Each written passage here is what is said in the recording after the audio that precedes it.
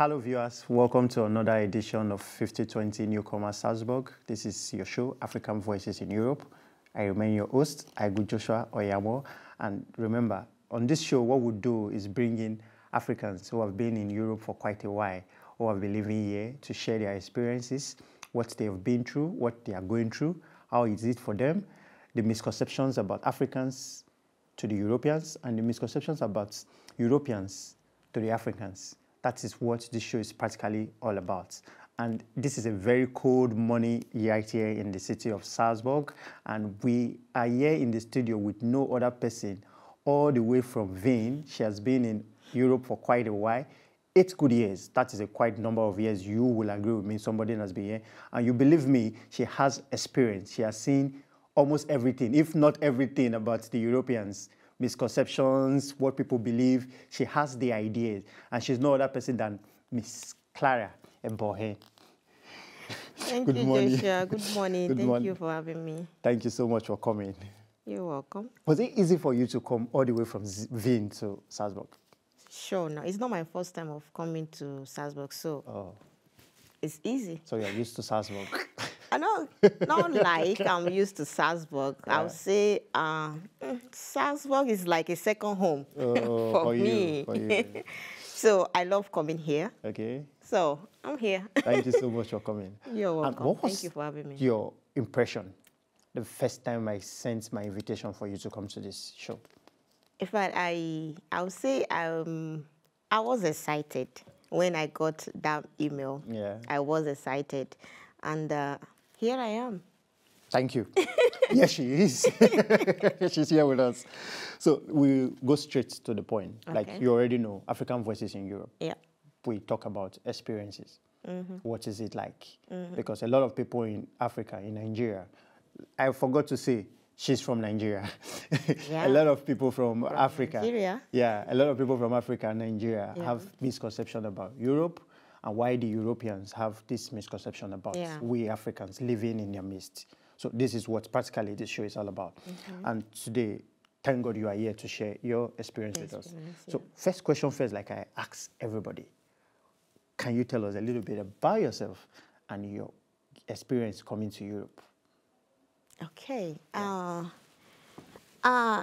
You have introduced me already, so I will go again. My name is Clara Ebohen, and I'm from Nigeria, Edo State to be precise. Wow.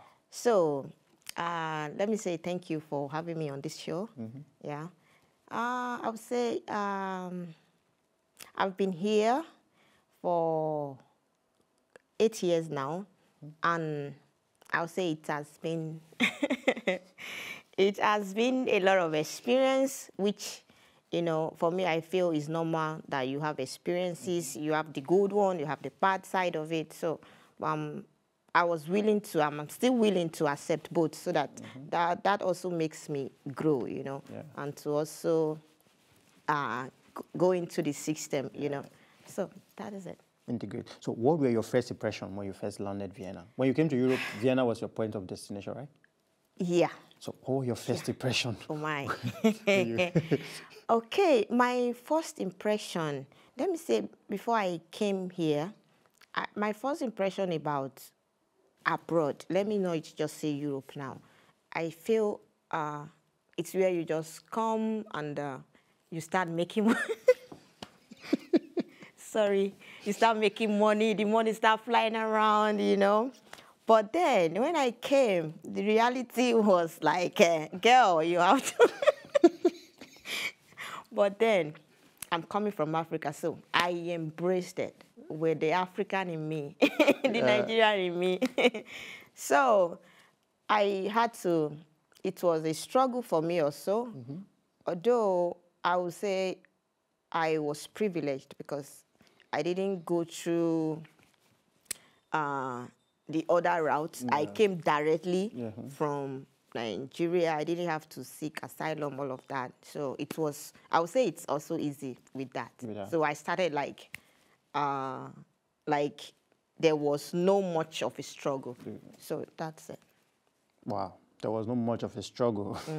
I think this might not be the story of most people who are right here. So you said you started very well. there is will I say there was a struggle, or there is still a struggle? Of course, but not much. The struggle. So how did you adapt to the Australian life, mostly coming from Nigeria? One thing about me, I believe where I am is my home. So I have to try my best to want to see myself as part of the community, you know, not seeing myself like this is not where I am from, you know. I have to see myself like, okay, this is my place, this is where I am. So that was it. And I had help. My auntie helped me, you know, which I'm always grateful for the opportunity she gave me to also I had a soft landing, you know. So she gave me the advice I needed, and also tried to put me on the right path so that I can get into the system. So that's it. Thank you so much, Auntie. Thank you for giving Shout Clara. out to her, though. Yeah. Thank you for so giving much. Clara soft landing. I think that is what almost everybody needs. Yeah. Soft landing. So were there significant cultural shock when you landed in Europe? Shock. I wouldn't say there was a shock, or there is a shock. No, I just see it because every country has their own culture, you know. So I won't expect it. I won't say it's a shock for me. I just go with the flow, as I see it. So there wasn't a shock. Maybe the only thing I feel is a shock sometimes is probably if I enter the train and somebody just get up, or I want to sit close to somebody and the person just stand up and go and stand. I think that's the only thing I feel it's quite a shock for me, because where I'm coming from, we don't do that. we actually fight to sit. You know, any space you see, you just go there. But then I'm used to it, so I'm not sure that's a shock anymore. She's used to it. So what has been the biggest challenge faced? The biggest challenge, I would say, is the language. It was challenging for me. I'm not a language person, so because I know there are some people who are good in the language, they catch up easily, but in my case, I am not that kind of a person. I am still learning, and I intend doing that. The language was a bit challenging for me, and I think so far I have done my behinds, and I'm proud of myself. And I'm trying to also try to see if I can do better than what I already have, because I know some people I know a lot of people that came here longer before I came. Sometimes they ask me, Clara, how did you do it? I just try to, if I want to get something, I just go for it. I don't let anything pull me back. You understand? Because some people, they just feel, oh, this thing is too difficult. Of course, this language is difficult. I won't say it is not. It is difficult. Coming from Africa, and all you want to do is learn the language, you know. But it's good to learn the language, because that will also take you far as a foreigner in this country, Austria. So I think just the language, but by the grace of God, we are moving.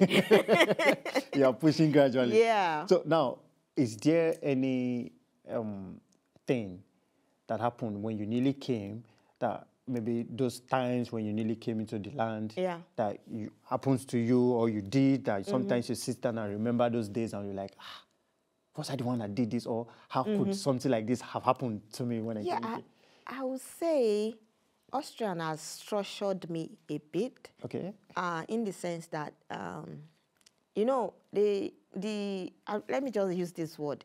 The white people, I don't want to be specific, when we react, they see us like we have this anger issue, or we are a temper, but sometimes they don't know that where we come from, we are just like that. Yeah.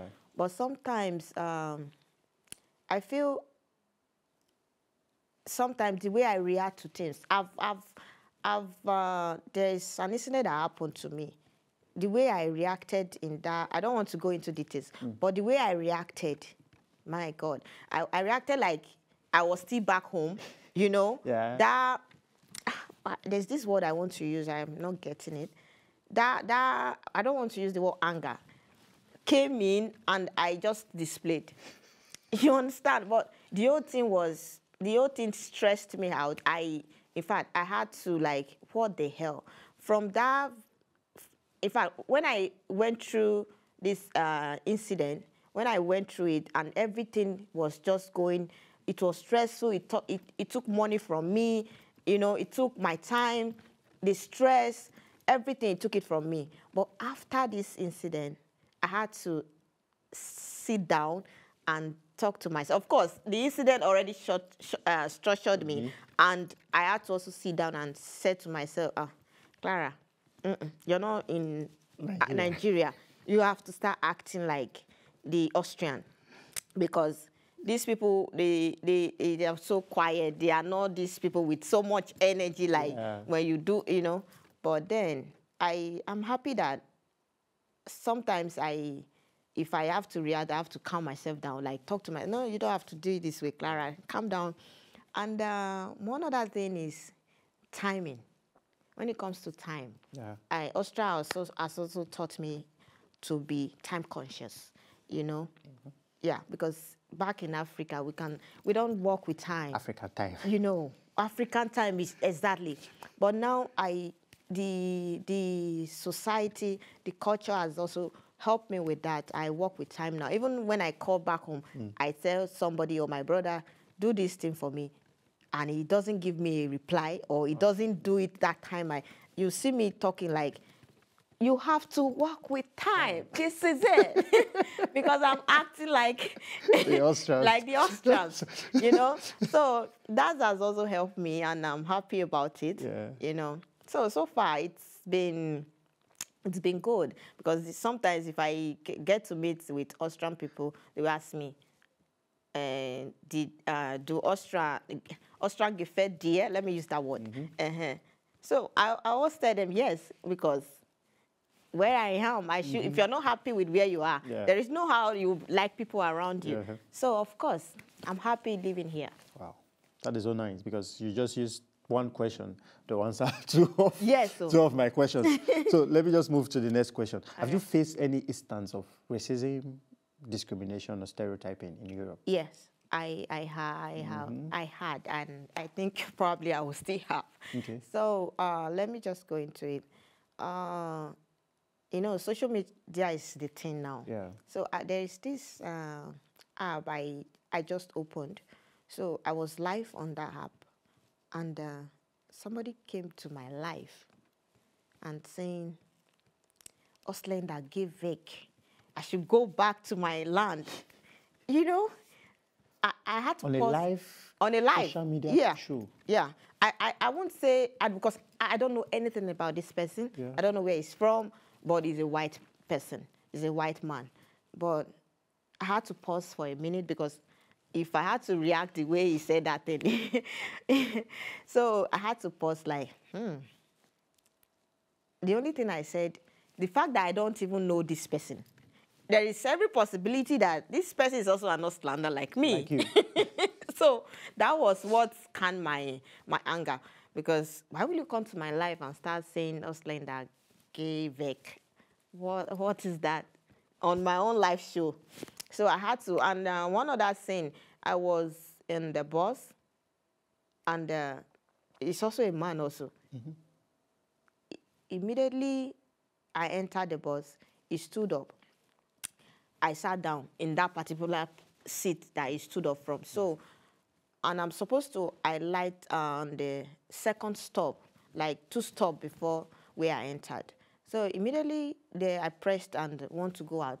The man said, Ausland, Rouse. I was like, anyway, that doesn't bother me, because I've heard so much about people who also saying those words, you know. So I've also experienced it. So that would be my second time of experiencing it. So I didn't even react, because I think I was already, this kind of word is no longer something I should also react to. Yeah. So that was it.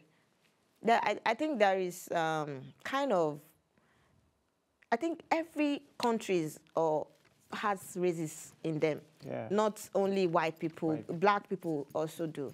So I will not generalize like, okay, the Austrians, you know. So they're also good people, but just... Yeah, because every society have good, the bad, Yeah. the good, and the ugly people. Yeah. So has there been any time you sat down and say, you should leave, you feel so frustrated, you feel like going back to your place because of this incident or because of this kind of... No. You always want to move on. Yeah, the only time I had that thought was when I just came. I came during the cold period. It was January, it was very cold. And my first job, I was like, I almost gave up. Like, what am I doing here? What am I doing here? If I'm back home, I won't do this job that I'm doing. Yeah. You understand? So that time, it was tough for me. It was hard for me, you get. So at the same time, I still had to tell myself, you can do it. Yeah. You understand? So I'm here to, and it's not like I'm poor back home. Yeah. So because some of the white people think we are poor, that's why we came here. Yeah. No, what we have, some of them don't even have it. Yeah. So, but then I'm here for a better life and also to do better for myself. So that was I had to tell myself, no, I can do it. Okay, if somebody else can do it, I've not said, but I would do it. Now, you've made mention of you being able to adapt to the society, and the society was able to structure you, drop some things that you did in Nigeria. So now, are you fully an Austrian person, or in terms of culture, or there are still some traditional cultural belief or things of the Nigerians that you still hold so in high esteem? Let me say this. There is no way I'm going to leave my culture. Wow. There is no way I'm going to leave my culture. So I just think having my culture and also a bit of Austrian makes everything smooth for me. Okay. So because if I'm in a gathering where an Austrian is sitting, if there is something they are discussing, I should be able to also contribute. So that's where that comes in when it comes to culture and also learning it for myself. Yeah. And their culture is also interesting, but not as interesting as ours. Happy people. Yeah. Yeah. So now, are you being able to keep communications with people back home? Oh, I think I do that every day. Let me just use that word. Almost every day back home. If I don't call them, who should I call? They are my family. Me coming to Europe doesn't mean I should neglect my family, because the relationship has to continue. Yeah. You have to keep that going. African is known as people who loves people around them. Yeah. They are family-oriented people. So, and these people are the people you need when you're down. Yeah. You know, even when you don't share with them. Yeah. But constant communication keeps your spirit up. Yeah. Sure. So now, since you've been able to communicate with your people almost every time, have you been able to correct some of the misconceptions they have? Because you too, you said in the beginning, you had some misconception about Europe, believing that it's a place where you come and pack money. Yeah. Have you been able to correct this misconception about Europe? Yeah, I do that. I do that all the time, especially to my friends. Yeah. Because I would say my family already know that Europe or abroad is not a platter where you just land and then everything is just, you have to work for it. So I used to tell my friends, let me use this word, I don't know, no go, no.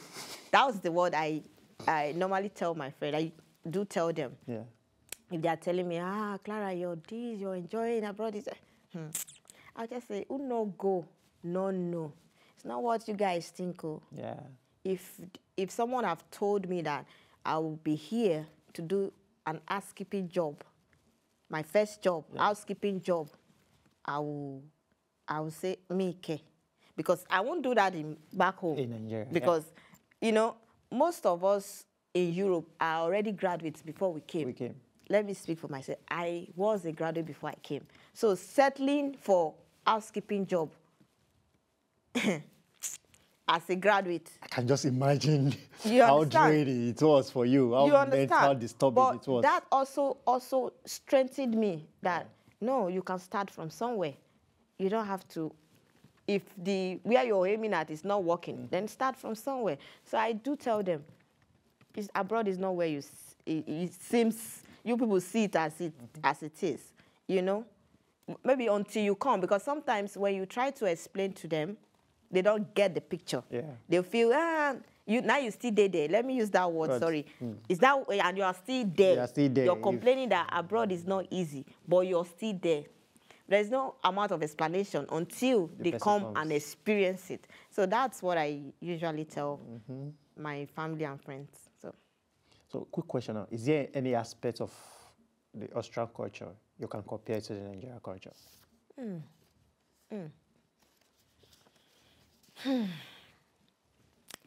Okay. I would say, you know, I don't know about other abroad country, but Austrian, the country, it's well organized and like it's well planned. Yeah. Because if it is not well planned, I don't think we'll be here. So with everything is just functioning, you know, very well. Yeah. Compared to where we're coming from. So a lot of things that I've also learned from this culture, and for the African country, Nigeria, precisely, I think there's a lot we need to work on. Not just the government, from the citizen also had to do better for themselves. Because I don't know if we are going to get there, but hopefully we get there. One day we get there as a people. We'll get there. Because we have everything to make that country functions. The best. Yeah. You heard it all. Nigeria has everything to make it absolutely the best country in the world. So hopefully we get there someday. And being here in Austria, I know that we have a lot of community, African community. Have you been able to integrate into these communities? Like, I still feel I'm home, you know? Beautiful. I still feel I'm home because I do interact more with my Black people. Yeah. I also attend the African community church. So I still feel I'm still home, despite that the vibe you feel at home is not the same as the one you feel here. But then I still feel welcome, like I'm home. So means you go to this African community? Yeah, I do. I do. I will attend their show or whatever they do. I do go. Kind of personal and funny question. What is that particular thing you miss in Nigeria that you don't get here? Is there any particular thing that, Clara, you do this, Clara, do this. This particular thing, you don't get it here in Austria? I will say it's food. Oh, food. Yeah. Okay. I will say it's food because I feel what we get here is not organic as what you have back home. Yeah, because you can just go into your garden back home, or because I know that when I was still in the village, I can just go back, pluck some pumpkin leaf. That is organic, that is fresh from the source. Yeah. But you know the one we buy here, it has to travel days before you buy it. Yeah. So I will still choose the food. I think I would still choose the food. And what is your best food? All right. Okay, I would say my best food, it's pounded yam and vegetable or okra. Pounded yam, vegetable or okra. Wow. That's my best. My best. Is anybody thinking what I'm thinking? And I can cook those soup back to back without not changing it. Yeah. They used to speak your language very well, or you already lost touch of your language trying to learn Dutch? That's I know some viewers will not want to hear this part, but I have to say the way it is. When you asked me about language, I already said I'm not a good person when it comes to language. Okay. You understand? So basically, I speak like 3 languages after like our language in Nigeria. So I would say my language, the first one, I think I've forgotten some. Even before moving to, I had already. Okay. Yeah, I had already forgotten some, but I still do, because if I communicate with my family, we still speak. But sometimes I try to put English into it. The one I cannot say properly. So, but I still communicate. So now you're going to do something for us. What's that? You're going to speak language for us right now. Oh. So you're going to tell the viewers to keep watching FS1 television and keep watching African Voices in Europe. Oh boy. Which of the languages are you comfortable with that you want to use in saying this thing? I think I'll prefer the Yoruba.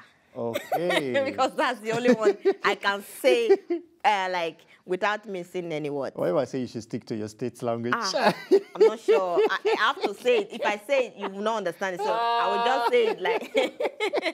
Well, the viewers are going to understand it. No, except maybe probably from my state. Yeah, because you don't know who is watching. I don't want to also... allow people to watch it and laugh at me. She cannot even speak along. So I'll go for the one I can. So you're permitted. So do it in Yoruba, let's hear. So, what did you call it again? Let me start again. Sorry, you have to call that. Yeah. What's the TV called? FS1 television. FSI. FS1. Yeah, okay. FS1 television. FS1 television. And African Voices in Europe. Okay, and African Voices in Europe. FS1 TV and African Voices in Europe. So, ẹ̀yin tí wà nílùú Nàìjíríà àti nílùú Europe, ẹ máa wo FS1 TV àti what's that? African Voices in Europe. African Voices in Europe. Stay tuned. Wow. that was beautiful. Thank you. You're good in speaking Yoruba. I don't know if anybody from Yoruba is going to watch this. I think someone will have to come for me. Well, I think that was nice. Thank you. So you heard that you have to keep watching FS1 television and African Voices in Europe. Yeah. She was our guest from Vienna. Her name is Clara Ebohen, and she has shared her experience with you. And Clara, before we go, I want you to advise Africans, people in Nigeria who also want to come to Europe. Okay. What would be your advice for them before entering this journey of coming to Europe? Okay, let me say, my advice would be for those intending to travel to Europe, and I will say first, come through the right path. That's very important. Come through the right path, because it will make it a little bit easy for you. I was privileged to come through that path, so I'm advising for you to also come through that path. And another thing is to also prepare your mind, because the mentality that we have, like I had, that abroad or Europe was not what I saw when I came. So be prepared. Prepare your mind that understanding you have that okay, Europe is somewhere you just pluck money. Prepare your mind that when the reality comes in, you'll be able to face it. Because I have seen someone that came to Europe within that, Austria, Vienna, within that time I came, this lady went back home. Wow. She said she can't stay here. She could not. Yeah, she could not. So if you're determined, because if you're determined, determination will always take you far. If you're determined, like, to tell yourself that you can do this. Coming here, just know that there will be a struggle, but it's that determination that will allow you to scale through that struggle time. That struggles. Yeah. Because in life there's always a struggle, but there's joy after you know. Okay. So I'd advise you, if you're planning to come, don't probably remove that thinking or that mindset that, hey, once you come, you blow. You're not blowing, no. You feel still blow later. You feel still blow later, but for the 2-3 years, probably it's still a struggle. It has to be a struggle for you. Yeah. You understand so many things. You have family also to take care of back home. So, but of course, as an African person, we are always striving to make it.